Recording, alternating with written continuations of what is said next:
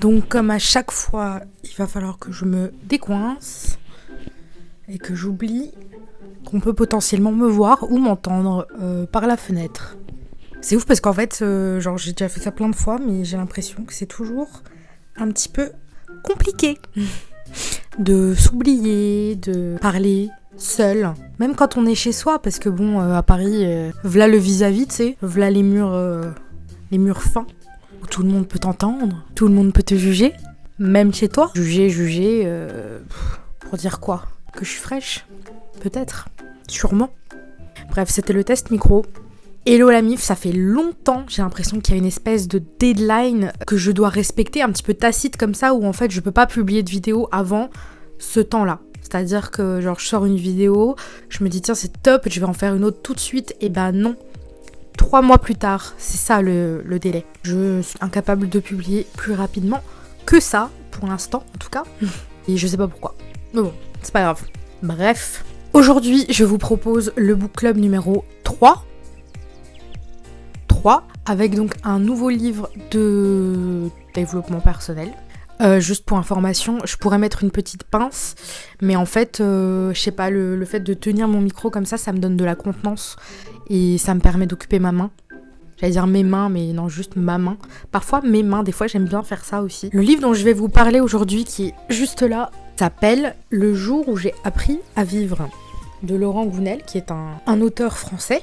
Un peu comme le livre que j'ai présenté dans la vidéo Book Club numéro 2, c'est un livre qu'on dit romancé, c'est-à-dire que il s'agit d'une histoire par laquelle l'auteur va passer pour transmettre ses enseignements. Vous connaissez la routine, je parle un peu de l'auteur, je parle de l'histoire, je parle de la morale. C'est parti!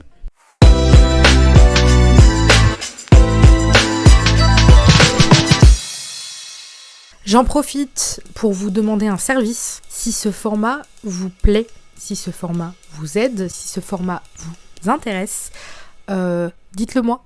Et vous pouvez aussi me donner des noms de livres qui vous intéresseraient potentiellement, que vous n'êtes pas sûr de vouloir lire parce que vous n'êtes pas sûr que c'est très intéressant. Voilà, je suis là pour ça. Let's go! Alors, on va commencer par quelques mots sur l'auteur, donc Laurent Gounel, parce que c'est quand même bien de savoir qui écrit et pourquoi.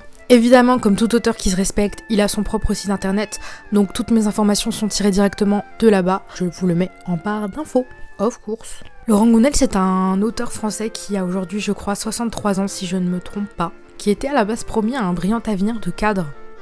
Il est diplômé de Dauphine, il est diplômé de la Sorbonne, et à 23 ans, il se retrouve un peu propulsé comme ça dans le monde de l'entreprise, un peu comme moi. Mais un peu comme moi aussi, Laurent se retrouve rapidement face à une crise existentielle majeure due au cruel manque de sens dans son travail et donc dans sa vie. Il réalise que ce n'est peut-être pas la vie qu'il s'imaginait pour lui, peut-être pas la vie qu'il désire vraiment, et il va se concentrer sur sa passion première qu'il a toujours eue en lui depuis très jeune, c'est-à-dire l'être humain. À la base, c'était déjà un enfant très curieux, très rêveur, curieux du monde qui l'entoure, et c'est ça qu'il va venir cultiver. Il va alors se jeter à corps perdu dans les sciences humaines, psychologie, philosophie, sociologie, à travers des lectures, des formations. Il va chercher les réponses à ces questions. Il va même entreprendre des voyages aux États-Unis, en Europe et en Asie, où il va rencontrer des sages, ce que je trouve hyper stylé. Donc ensuite, il va devenir consultant en relations humaines, un métier qu'il va exercer pendant 15 ans. En France et à l'international, des entreprises vont lui confier des missions de conseil et de formation qui gravitent autour de l'amélioration des relations entre les gens au travail, l'épanouissement au travail. Je pense que certaines entreprises en auraient bien besoin. En 2008, il va publier son tout premier livre, qui s'appelle L'homme qui voulait être heureux. Ce premier roman est issu d'une série d'événements tragiques qui ont lieu dans sa vie personnelle, ce qui l'inspire justement à écrire sur la recherche du bonheur en tant qu'être humain. Son premier livre, et comme tous les autres d'ailleurs, va devenir best-seller mondial, et donc plusieurs romans plus tard, dont l'un qui est même adapté au cinéma. C'est en 2014 qu'il va publier le roman qui nous intéresse aujourd'hui, Le jour où j'ai appris à vivre. Si je devais résumer ce livre, je dirais que tout est un peu dans le titre. C'est-à-dire que ça fait vraiment la promotion de l'importance de prendre le temps de vivre, tout simplement. À travers l'histoire de plusieurs personnages en parallèle, il va dépeindre le concept du lien qui nous unit toutes et tous en tant qu'êtres humains qui vivons sur la même planète. Et il parle aussi, tout au long du livre, de la magie qu'on peut voir s'opérer dans sa vie quand on change de perspective, d'état d'esprit sur les choses. Au départ, de façon un peu cliché, entre guillemets, on va avoir un personnage principal qui s'appelle Jonathan, qui a une vie médiocre, des problèmes dans tous les domaines de sa vie, professionnel, personnel, parentaux, tout. Et ce personnage, il a plus globalement donc une espèce de ras-le-bol général sur la vie. Et c'est justement ce personnage, donc c'est lui qui va venir faire ce lien entre tous les autres personnages. Lorsque Jonathan apprend par une voyante qu'il lui reste 1 an à vivre, ça va lui provoquer le déclic nécessaire pour remettre les choses en perspective et le faire un peu basculer dans un état d'esprit complètement différent. Un peu le déclic dont on a besoin pour sortir d'une situation qui ne nous convient plus, on le sait depuis longtemps, mais on attend un peu ce déclic qui va donner un peu le lancement, qui va donner l'impulsion du changement. C'est donc à la suite de cet événement perturbant que le personnage principal se retrouve embarqué dans ce qu'on appelle plus communément la quête du héros qu'on retrouve dans toutes les histoires, sauf que c'est véritablement une quête de soi. Petit à petit, guidé par cette deadline qui n'en est pas vraiment une, Jonathan sort la tête de l'eau, remet de l'ordre dans ses priorités et commence à rayonner sur le monde qui l'entoure comme il aurait toujours dû le faire. C'est par sa nouvelle attitude et son état d'esprit positif qui se met en place petit à petit qu'il va réussir non seulement à attirer à lui de nouveaux événements, positifs évidemment, mais aussi et surtout d'éteindre sur les autres autour de lui. Et par une espèce d'effet domino, d'effet papillon je dirais,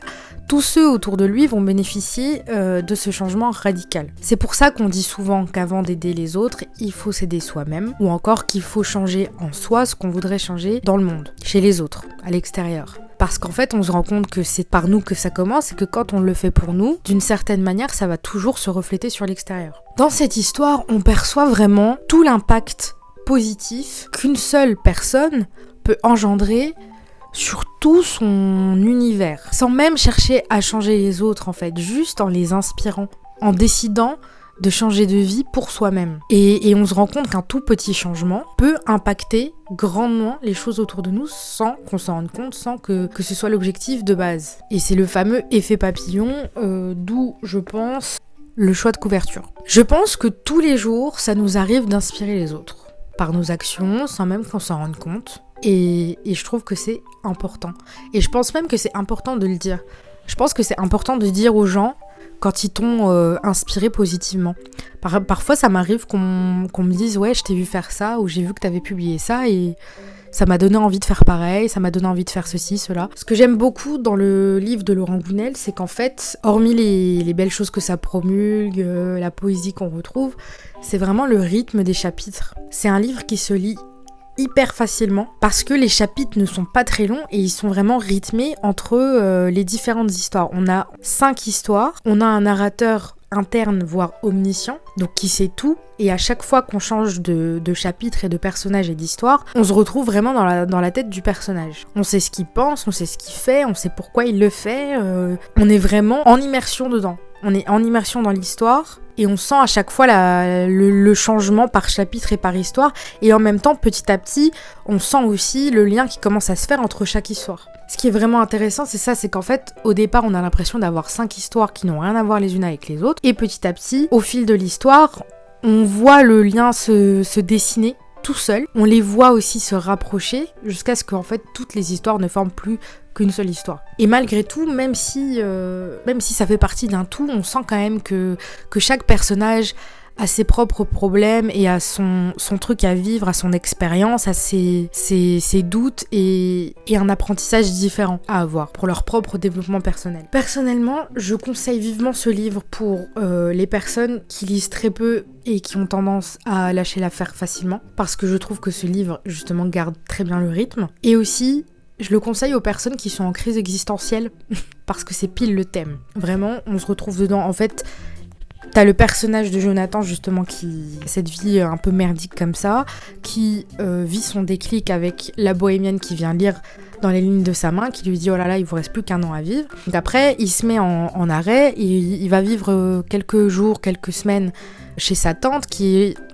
littéralement tout l'inverse de lui, qui est quelqu'un de très connecté, de très spirituel, de très serein. Elle est pleine de sagesse et en fait tout au long du séjour chez elle, elle lui transmet plein de choses. Et à chaque fois, il a des préjugés, il a des absolus qu'il a ancrés en lui et elle, à chaque fois, elle s'amuse à les défaire, à lui montrer les choses sous un nouveau jour et c'est super intéressant. Et en plus, c'est drôle. Et en dernier, je conseillerais aussi ce livre aux amateurs de livres spirituels romancés et qui aiment un peu la poésie cachée, qui aiment les livres qui parlent de belles choses et qui montre la poésie du monde, mais de façon implicite, je dirais. Je n'en dis pas plus sur l'histoire, je vous laisse découvrir ça et revenir vers moi pour en discuter plus en détail. Je pense que je vais garder un format assez court pour les book clubs parce que l'idée c'est quand même de vous résumer plus les livres qu'autre chose à chaque fois et de vous montrer en fait ce qu'ils peuvent apporter, pourquoi, comment, pour qui, et voilà. Je pense que les autres romans de Laurent Gounel sont très bien. J'en ai pas forcément lu d'autres pour l'instant, mais c'est sur ma liste. Merci de m'avoir suivi jusque-là. Ça me fait très plaisir, ça compte beaucoup pour moi. Je vous dis à bientôt pour un nouveau book club ou une autre vidéo sur un autre thème. Et en attendant, prenez soin de vous. Bisous.